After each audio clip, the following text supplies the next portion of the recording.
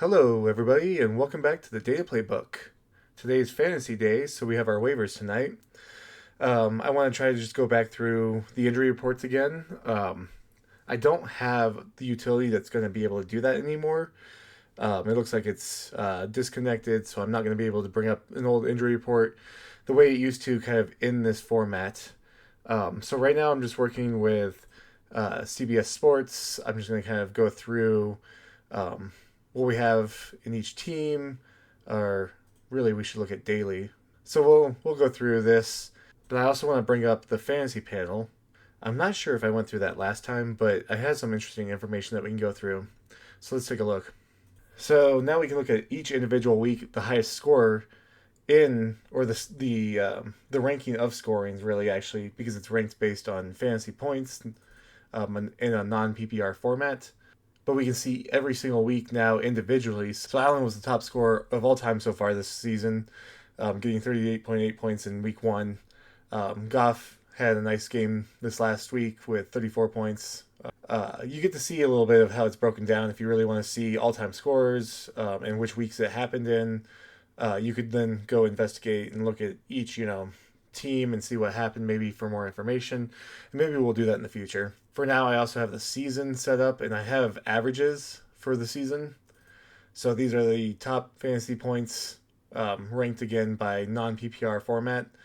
So that's why this is a little off on this side.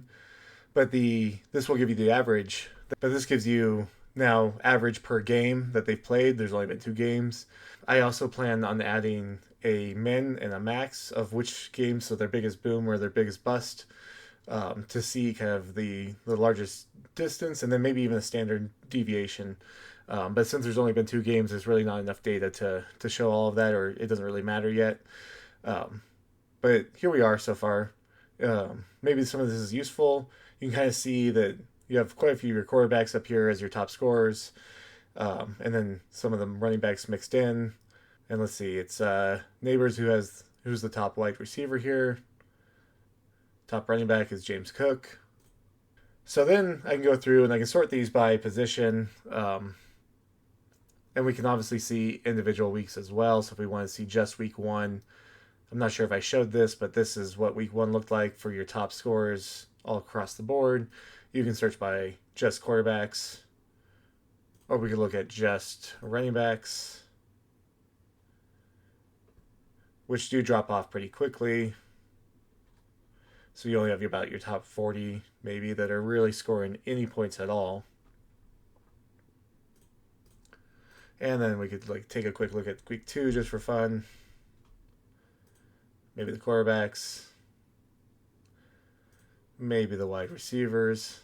I'm kind of showing this real fast. If you want to take a quick look, you can pause and investigate more yourself. But it's a lot of stuff to go through real fast, and I don't have a lot of time tonight. So I apologize. You can also look by team if we wanted to. So if we wanted to look at quarterbacks, because top of the list is Joe Burrow got hurt. So if we look at Cincinnati, you can see that he had 7 points, and then backup took over 17.7, which is actually better than what Joe Burrow's had all season, I think, if we look at it. Yep. So that's an interesting. Maybe go pick up the backup, and maybe Cincinnati will play a little better. Maybe Joe Burrow wasn't the answer. I don't know. Anyway, going back to everything. I'll leave it on the season. I guess since we were talking about Joe Burrow, let's look at quarterbacks for the season. So if you need to pick up somebody because Joe Burrow's hurt, then maybe you can take a look at this. I think also, I didn't see it. All right, I guess we can just start looking through this. So top of the list is Joe Burrow that I've been talking about, but here's kind of your injured list. This is what they have listed for expectations and if there's any other notes that are involved with the players. So you can take a look for yourself, see if there's anybody that matters for you, like CBS Sports. But I'm not going to walk through every single person. Maybe some notable ones that we have, like Purdy with the quarterback. McCarthy's out for at least next week, it looks like. And Aaron Jones, if you had him, looks like he's out for at least a few weeks. So I want to know more about the wide receivers here because either like Nico Collins, but I don't know who else could be maybe someone that's in here if one of these guys are out or both.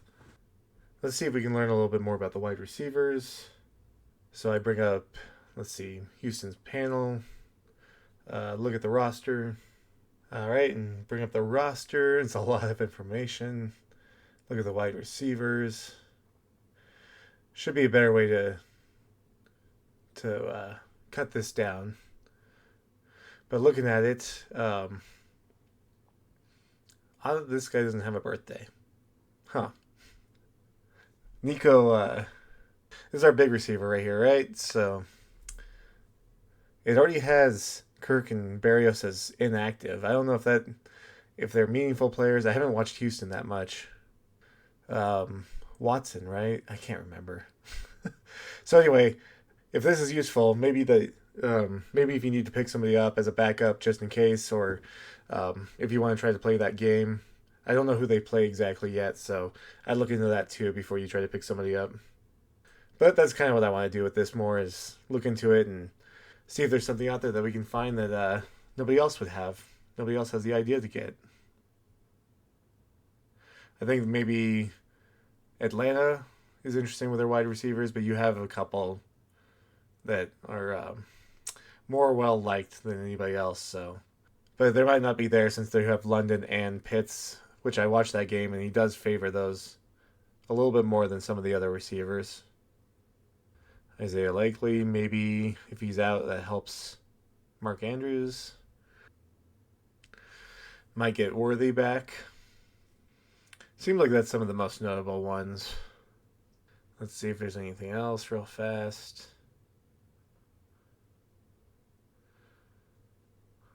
Don't know if Goddard really got that hurt or much, but that might be one to watch. So Eckler's out. I don't know if that's if this is a new development here.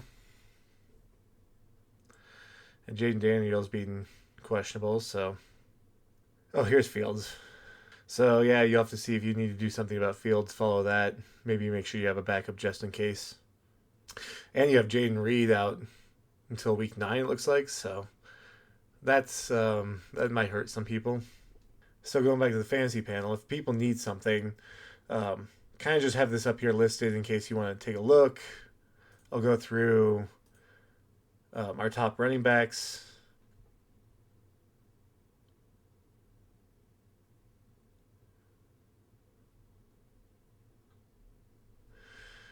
And let's see. I'll go a little lower just in case anybody wants to see if there's anything down here that's worth it. Let me expand the names real fast.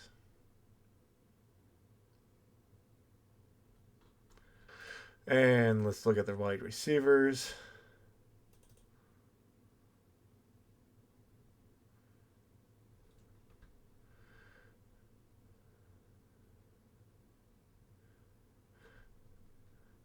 Interestingly, if we look at Houston, now we can kind of see if any of those wide receivers might have a big impact if they're hurt.